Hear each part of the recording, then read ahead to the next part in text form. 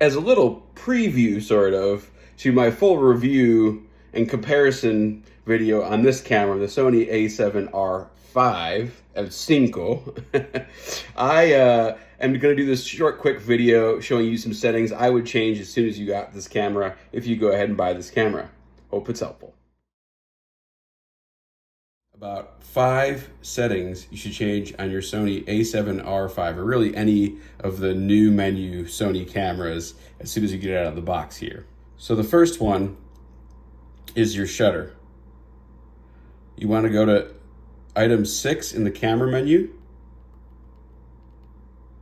then go over to shutter type, make sure mechanical shutter is on, turn off front curtain shutter, make sure release without lens is enabled, disable release without card.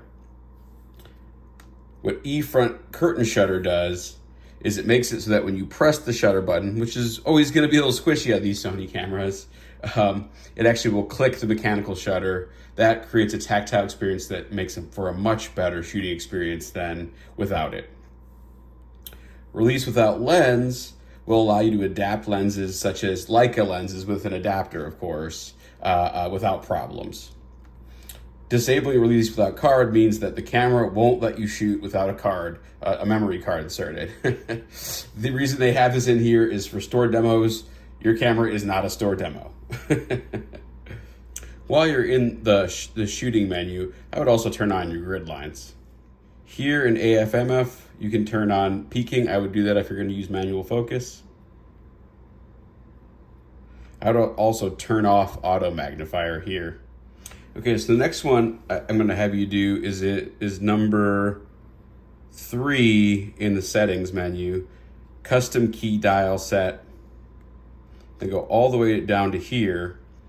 You're going to want to check, separate M mode and other modes, and then set this up a little bit differently. I would think that in full manual, you might set number 4 to be ISO, and then 3 could be white balance, for example. Okay, the next thing you want to change is item number 3 on the settings menu, the little toolbox there. You want to go to different set for still movie, hit OK here, and then you want to check all of these, I would think, unless you want one of your settings to be the same in both camera, photography still setting and movie film modes. Out of the box, all of these will be unchecked. My suggestion would be to check them all. Okay, this is a confusing one. Number 9 in the toolbox, power setting option, turn auto monitor off. If you don't do this, there'll be a lag in between the time when you are using the back screen of the camera and then lift your eye to the EVF. If you close the back screen in between when you use the back screen and put your eye to the EVF. For some reason, closing the screen turns the camera off effectively for a second, and you have to wait for it to power back up when you by putting your eye to the EVF, unless you have this setting turned off, in which case you can close the back of your camera and it won't power that down. It'll switch to the EVF automatically and there won't be a big lag. Okay, so the next one that I would have you do is number 13 in the setup menu. Go to anti-dust function and then shutter when power off on. That will bring the shutter down over the sensor so you keep all the dust that Sony sensors love to collect off of that sensor a little bit better. For me, this is a huge function. I wish all cameras had this option.